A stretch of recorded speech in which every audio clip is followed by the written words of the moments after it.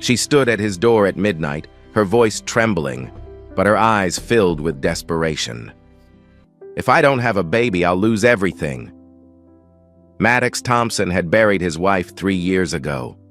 He raised his daughter alone in a small house filled with memories and wounds that never fully healed. He didn't ask why she needed a child. He just looked straight at her and said something that made her freeze. "If you want my help, you'll have to accept my condition. Tonight." But was that condition salvation? Or a mistake she could never undo? Before we continue, let us know where you're watching from. We love seeing how far our stories travel. The living room was dark except for the pale glow of a single lamp. Maddox Thompson sat in his worn leather chair, the one his wife had picked out 7 years ago at a garage sale. In his hands, he held a photograph. Sarah's smile looked back at him, frozen in time, captured on their last anniversary before the accident took her away. 3 years. It had been 3 years since that phone call. 3 years since he rushed to the hospital, only to find her already gone. 3 years of raising their daughter alone, of learning to braid hair and pack lunches and answer questions about why mommy lived in heaven now. Down the hall, 6-year-old Sophia slept peacefully, clutching the teddy bear Sarah had given her on her 3rd birthday. It was the last gift her mother ever gave her, and the child refused to sleep without it. The doorbell shattered the silence. Maddox glanced at the clock on the wall. Past midnight. Nobody came to his door at this hour. His neighbors knew better. His family lived 2 states away. For a moment, he considered ignoring it, but the bell rang again, more urgent this time. He set down the photograph and walked to the door. The woman standing on his porch looked nothing like he remembered, yet he recognized her instantly. 4 years ago, he had found her stranded on a back road outside the city, her luxury sedan smoking from under the hood. She had been dressed in an expensive suit then, too, but her composure had been intact. Now, her designer clothes were wrinkled, her eyes red and swollen, her hands trembling at her sides. "Ella Carter," he said quietly. She seemed surprised that he remembered her name. Back then, she had offered him money for his help. He had refused, simply called a tow truck and waited with her until it arrived. She had given him her business card, told him to call if he ever needed anything. He never did. "I need your help," she said, and her voice cracked on the last word. Maddox studied her face. Whatever had brought her here, it had broken something inside her. He stepped aside and let her in. She walked into his living room and looked around at the modest furniture, the children's drawings taped to the refrigerator visible through the kitchen doorway, the toys scattered in a basket by the couch. This was not her world. Everything about her screamed wealth and power, from her diamond earrings to her Italian leather shoes. Yet here she stood, in his small house, looking more lost than anyone he had ever seen. "Sit down," he said. "Tell me what's going on." Ella lowered herself onto the edge of his couch, her back straight, her hands clasped tightly in her lap. She took a breath, then another, as if gathering the courage to speak. "My father died 2 months ago." Maddox nodded slowly. Harold Carter. He had seen the news. The man had built one of the largest real estate empires on the East Coast before cancer claimed him. "I'm sorry for your loss." "Don't be." Her voice turned bitter. "He wasn't sorry for anything he did to me while he was alive." She looked up at him, and in her eyes, he saw something raw and desperate. "His will has a condition. I only inherit the company if I have a biological child with a legal father on record before my 35th birthday. She let out a hollow laugh. "I have 11 months. 11 months to do something I spent my entire adult life avoiding." Maddox remained standing, his arms crossed over his chest. "Why come to me?" "Because you're the only man I've ever met who didn't want anything from me." She reached into her purse and pulled out a folder. "I've thought about this carefully. Anonymous donors won't work. The will specifically requires a legal father. I can't trust anyone in my circle. They would use it against me, demand shares, leverage it for power. She opened the folder and slid a document across the coffee table toward him. $500,000. You would be listed as the father on the birth certificate. Once the legal requirements are satisfied and I secure my inheritance, you can walk away. No obligations, no responsibilities, no contact if that's what you prefer. Clean and simple. Maddox didn't look at the papers. He kept his eyes fixed on her face. You think I would sell my child? Ella flinched. It wouldn't be like that. It would be a business arrangement. The child would be mine. You would simply be a sperm donor with a signature. The words hung in the air between them. Ella's composure cracked further, and for a moment she looked like she might cry. You don't understand. If I don't do this, my cousin Richard takes everything. Every building I developed, every deal I closed, every 18-hour day I worked to prove I deserved my place at that table. Gone, all of it. Given to a man who has done nothing but wait for me to fail. She stood up abruptly, her voice rising. I have spent my entire life trying to be good enough. Good enough for my father, good enough for the board, good enough to matter. And now, even from the grave, he's telling me I'm not. That without a child, everything I've built means nothing. Maddox watched her fall apart in his living room. He thought about Sarah, about how she used to say everyone carried invisible wounds. He thought about Sophia, asleep down the hall, unaware that her father was standing at a crossroads. The answer is no. Ella's face crumpled. Please, I'll double the amount. $1 million. Whatever you want. What kind of man do you think I am? She had no answer for that. Maddox walked to the hallway and looked toward his daughter's bedroom door. The nightlight glowed softly underneath it. He thought about the day Sophia was born, how Sarah had held her and cried with joy. He thought about the promise he made at his wife's funeral, that he would protect their daughter from a world that could be cruel and cold. Then he thought about the woman behind him, the woman who had everything except the one thing she needed.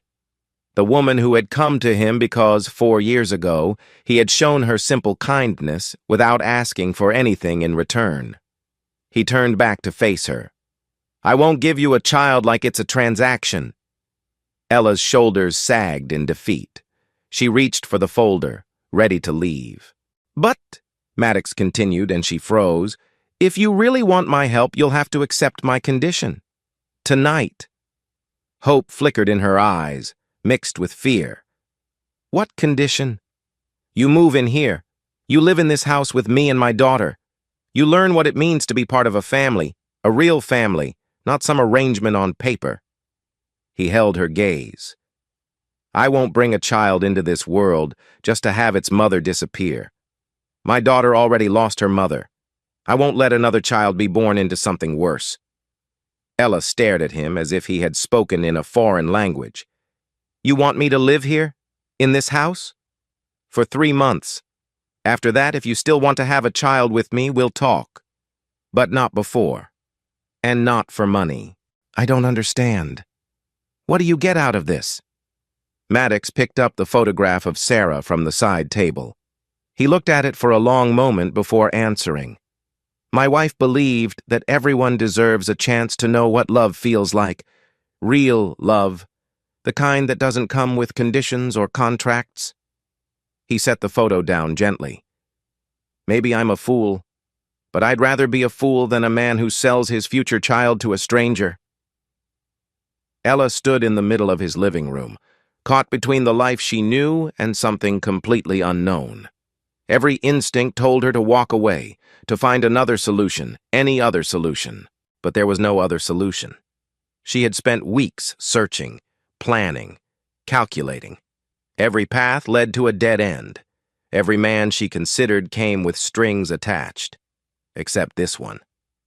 3 months, she whispered. 3 months. She closed her eyes. When she opened them again, something had shifted in her expression. Resignation, perhaps. or the faintest glimmer of something she couldn't name. "Fine. I accept your condition." Maddox nodded once. "There's a guest room down the hall. We'll figure out the rest in the morning." As Ella walked past him toward the hallway, she stopped. "Why are you doing this? Really?" Maddox looked toward Sophia's door again. "Because my daughter still asks if her mother is coming back, and I never want another child to grow up asking that question." Beseder. Morning light filtered through unfamiliar curtains. Ella woke in the small guest room, disoriented for a moment before the previous night came rushing back. The desperate drive across town, the confession, the impossible condition she had accepted. She sat up and looked around. The room was simple but clean. A wooden dresser, a small closet, a window overlooking a modest backyard. On the nightstand sat a glass of water that had not been there when she fell asleep. Someone had checked on her during the night. The smell of bacon drifted under the door. Ella found Maddox in the kitchen, standing over the stove while Sophia sat at the table, swinging her legs and chattering about a dream she had. The child stopped mid-sentence when she noticed the stranger in the doorway. "Daddy, who is that?" Maddox flipped a pancake before answering. "This is Miss Ella. She's going to be staying with us for a while." Sophia studied Ella with the unfiltered curiosity only children possess. "Are you Daddy's new girlfriend?" "Sophia." Maddox's voice carried a gentle warning. "I'm just asking." The girl turned back to Ella. "My friend Sophie's mom has a boyfriend. He brings her flowers sometimes. Are you going to bring Daddy flowers?" Ella had negotiated multi-million-dollar contracts. She had faced hostile boardrooms and ruthless competitors. But standing in this kitchen, being interrogated by a 6-year-old, she found herself completely unprepared. "I'm a guest," she finally said. "Just a guest." Sophia seemed to accept this answer, at least for now. She returned her attention to her pancakes, while Maddox set an extra plate on the table and nodded toward an empty chair. Breakfast was a strange affair. Ella picked at her food while Sophia dominated the conversation with stories about her teacher, her best friend, and a caterpillar she had found on the playground. Maddox listened with patient attention, asking questions, laughing at the right moments. This was their routine, Ella realized. This was their life. After breakfast, Maddox handed Ella a dish towel. "Everyone contributes in this house." She stared at the towel as if he had handed her something foreign. In her penthouse apartment, a cleaning service came 3 times a week. She could not remember the last time she had washed a dish. But Maddox was already scrubbing a pan, and Sophia was putting her plate in the sink, and there was nothing to do but dry. The first week tested everything Ella thought she knew about herself. Her designer clothes looked absurd in this house. Her high heels clicked too loudly on the worn hardwood floors. Her phone rang constantly with calls from the office, from lawyers, from board members demanding her attention, and she found herself stepping outside to take them, pacing the small front porch while inside, a life carried on without her. Maddox went to work each morning at a construction company downtown. He returned each evening tired but present, immediately devoting his attention to Sophia, homework, dinner, bath time, bedtime stories. The rhythm of his days revolved entirely around his daughter. Ella watched from the edges, unsure where she fit. "You could read to her tonight," Maddox said one evening, nodding toward Sophia's bedroom. "She likes the one about the princess and the dragon." "I don't know how to read to children." "You open the book. You read the words. She'll tell you if you're doing it wrong." It was not a suggestion. Ella walked down the hall feeling like she was approaching a business presentation she had not prepared for. Sophia was already in bed, the teddy bear tucked under her arm, her eyes bright with expectation. "Daddy said you're going to read tonight." "That's right." "Do you know how to do the voices?" Ella sat on the edge of the bed and opened the book. "What voices?" "Daddy does voices. The dragon has a deep voice, and the princess has a brave voice, and the king has a silly voice because he's not very smart. Ella looked at the words on the page. She thought about all the presentations she had given, all the speeches she had memorized, all the personas she had crafted to survive in her world. She gave the dragon a deep voice. She gave the princess a brave voice, and when the king appeared, she made him so ridiculous that Sophia burst into giggles. "You're good at this," the child said when the story ended. Ella closed the book. For a moment, something warm flickered in her chest, something she did not recognize. "Good night, Sophia." "Good night, Miss Ella." The girl was already drifting off, still smiling. In the hallway, Maddox was waiting. She liked the voices, Ella said. She would. They stood there in the dim light, two people from different worlds, bound by an agreement neither fully understood. 2 weeks in, Ella woke to screaming. She was out of bed before she fully registered what was happening, running toward the sound. Sophia's door was open, and inside, the child was sitting up in bed, tears streaming down her face, crying for her mother. Maddox was not there. Water was running in the bathroom down the hall. Ella stood frozen in the doorway. She should wait for Maddox. She had no idea what to do with a crying child. This was not her responsibility, not her place. But Sophia looked so small, so terrified, clutching that worn teddy bear like it was the only thing keeping her anchored to the world. Ella walked to the bed and sat down. "I had a bad dream," Sophia sobbed. "I saw Mommy, but she was walking away, and I couldn't catch her, and she didn't hear me calling." Ella's throat tightened. She knew that dream. She had lived that dream 30 years ago, watching her own mother's back disappear through a doorway. "I'm here," she heard herself say. "I'm right here." She did not know what else to offer, but she stayed. She sat on the edge of that small bed while Sophia's sobs slowly quieted, while the child's grip on her teddy bear relaxed, while exhaustion pulled her back toward sleep. "Will you stay until I fall asleep?" Sophia whispered. "Yes." Ella stayed until the child's breathing grew deep and even. She stayed longer still, looking at this little girl who had lost so much, who still had nightmares about the mother she could barely remember. For the first time in her life, Ella felt needed for something other than her name or her money or her power. 1 month passed. Ella learned to cook simple meals. Nothing elaborate, but enough to contribute to dinner. She learned which grocery store Maddox preferred and how Sophia liked her sandwiches cut. She learned the sound of the house settling at night, the way the kitchen faucet dripped if you did not turn it hard enough, the particular creak of the third step on the front porch. She was still working, still fielding calls and reviewing contracts, but the pull of that other life grew weaker with each passing day. One evening after Sophia had gone to bed, Ella found Maddox sitting on the back porch, staring at the stars. She hesitated, then sat down beside him. "Can I ask you something?" she said. Maddox nodded. "What was she like? Sarah?" He was quiet for a long time. When he finally spoke, his voice was rougher than usual. "She was light. That's the only way I can describe it. When she walked into a room, everything got brighter. She could make anyone laugh, even me, and I'm not exactly known for my sense of humor." Ella smiled slightly. "I noticed. She died on her way to pick up Sophia from school. Some kid ran a red light texting on his phone. Sarah never had a chance." Maddox's jaw tightened.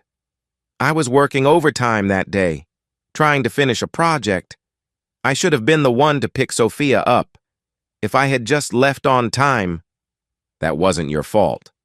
"I know." He looked down at his hands. But knowing something and feeling it are different things. They sat in silence as the night deepened around them.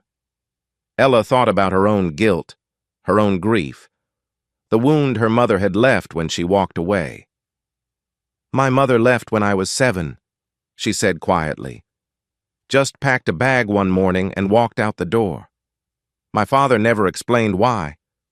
He just said I needed to be better, to be stronger, to be someone worth staying for. Maddox turned to look at her. I spent my whole life trying to be that person, Ella continued. Every promotion, every deal, every success. I thought if I achieved enough, I would finally be enough. But it was never true. He's dead now, and he's still making me prove myself. Ella.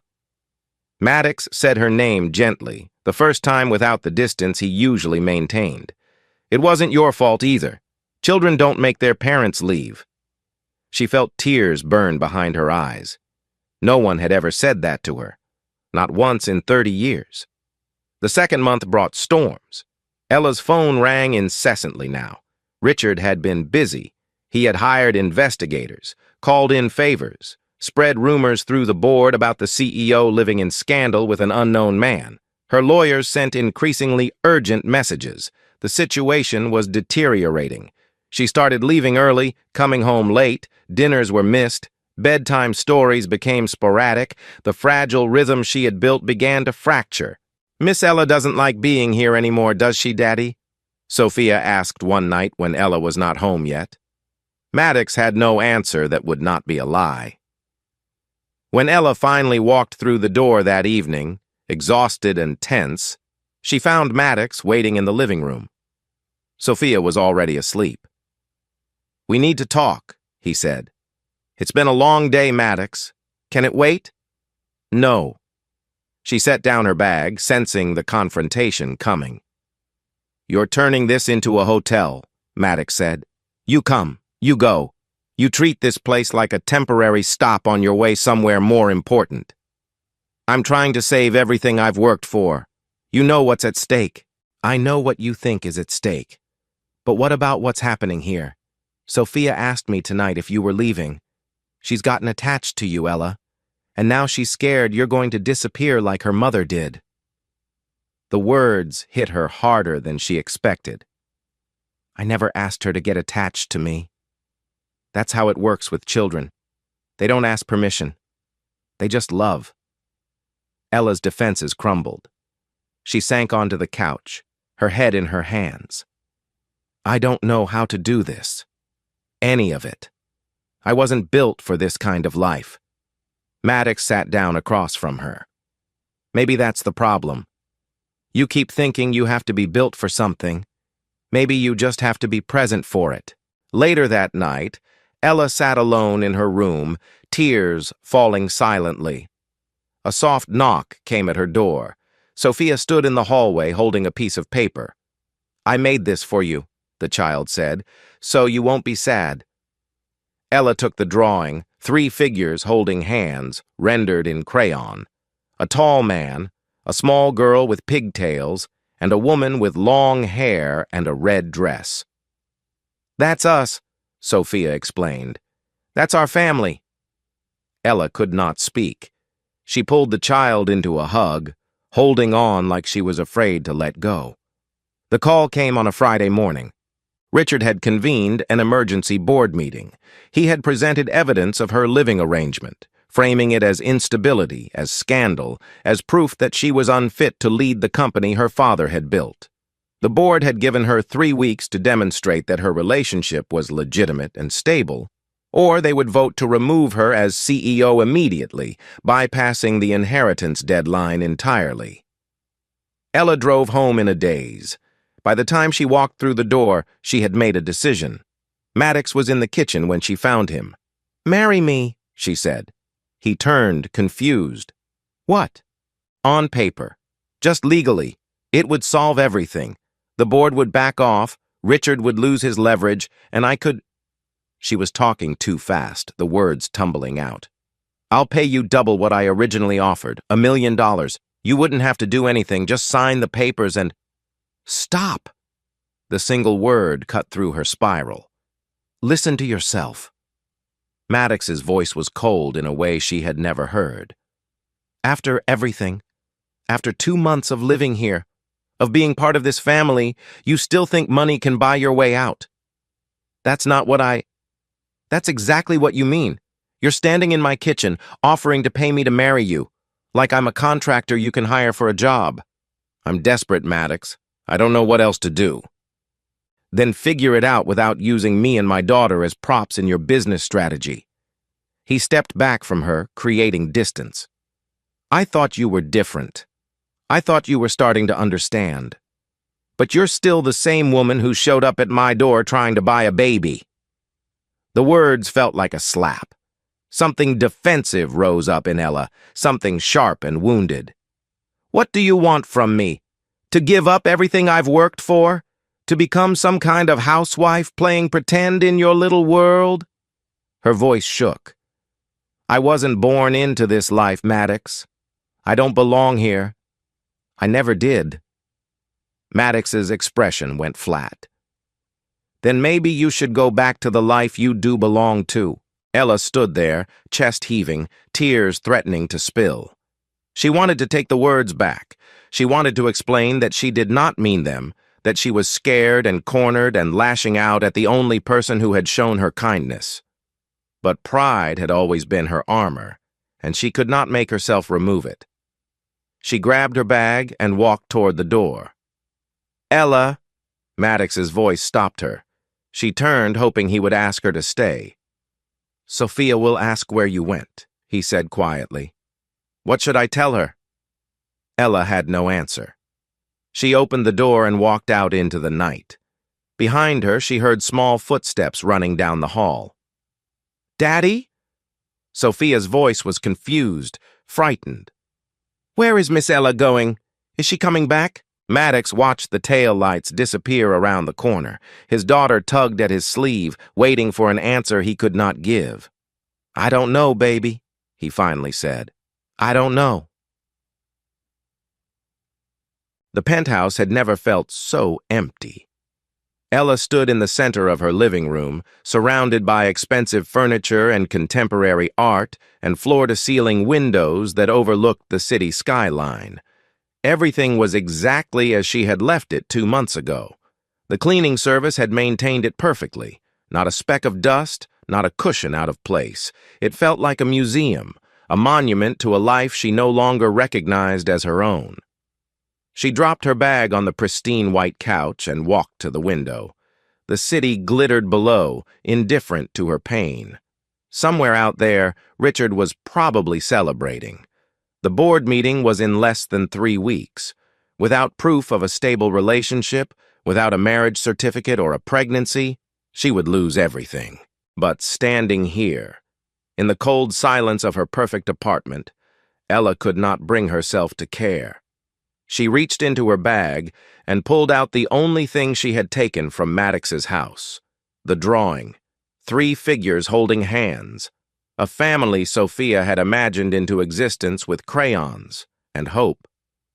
Ella traced the outline of the woman in the red dress. She thought about the nights spent reading bedtime stories, giving the dragon a deep voice and the princess a brave one.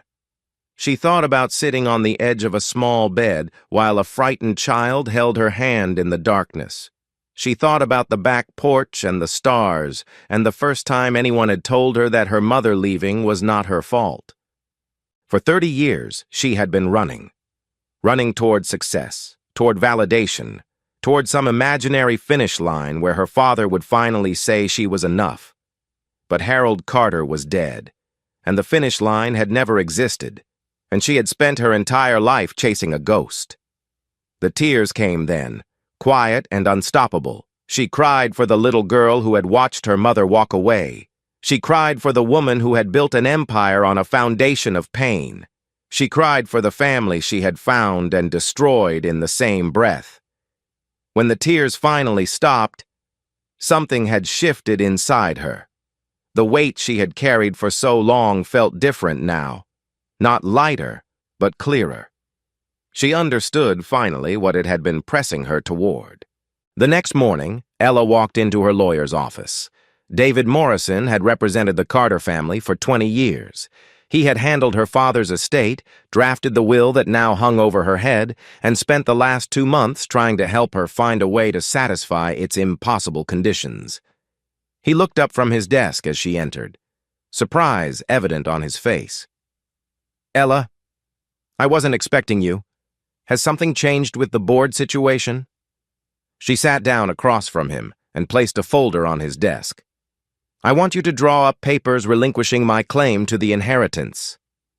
David stared at her as if she had spoken in another language. I'm sorry, what? I'm giving it up. The company, the properties, everything covered under my father's will. I want to sign it over. Ella, do you understand what you're saying? We're talking about an estate worth hundreds of millions of dollars. Everything your father built, everything you helped build, you would be handing it to Richard on a silver platter. I understand.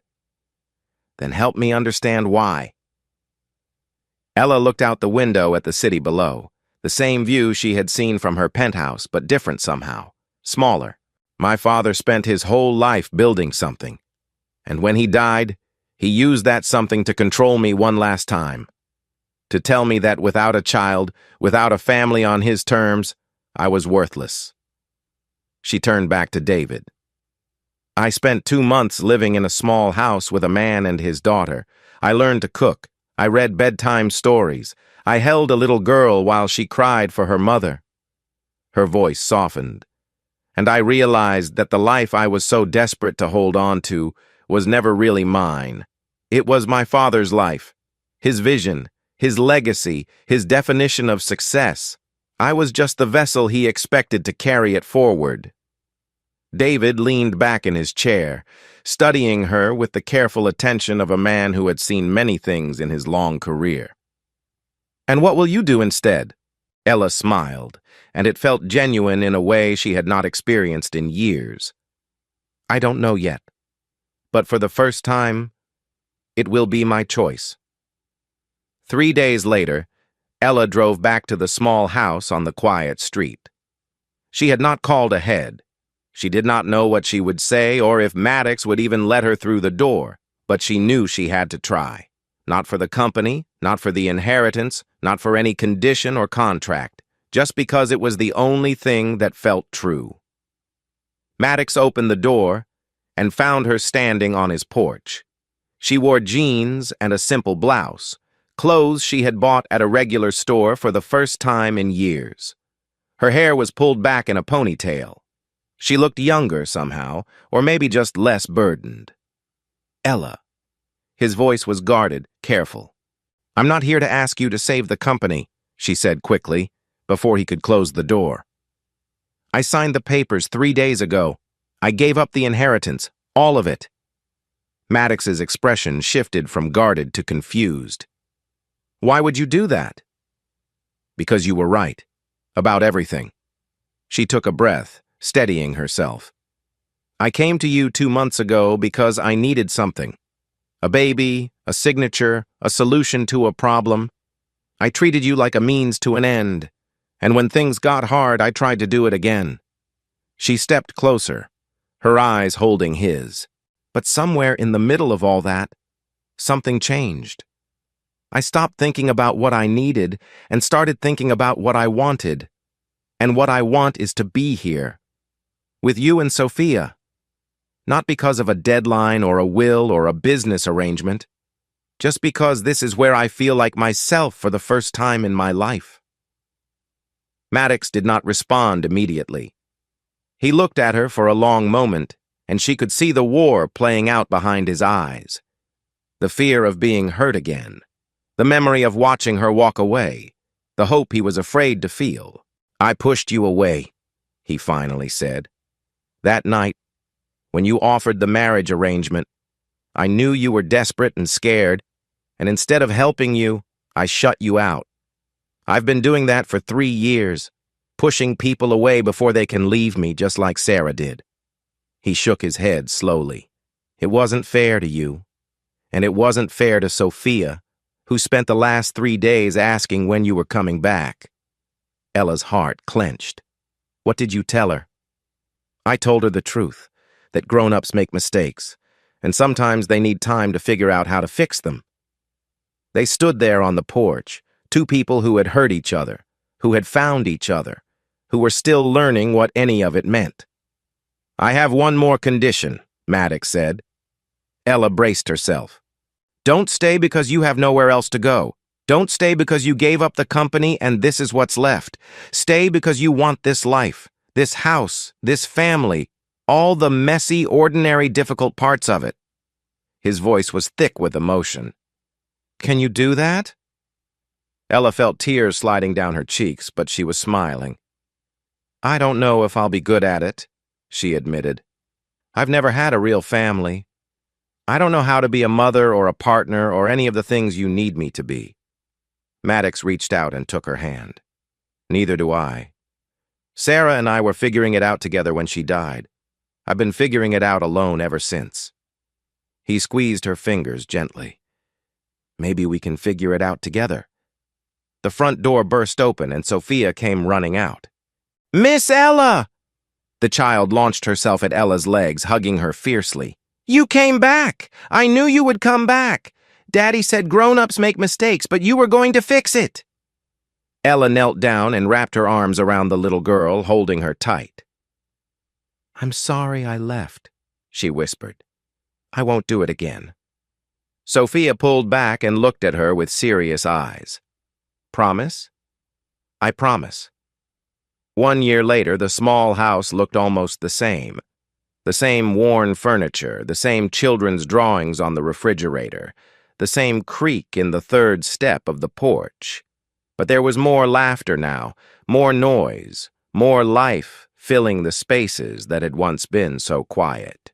Ella had started her own real estate development company, a small operation focused on affordable housing.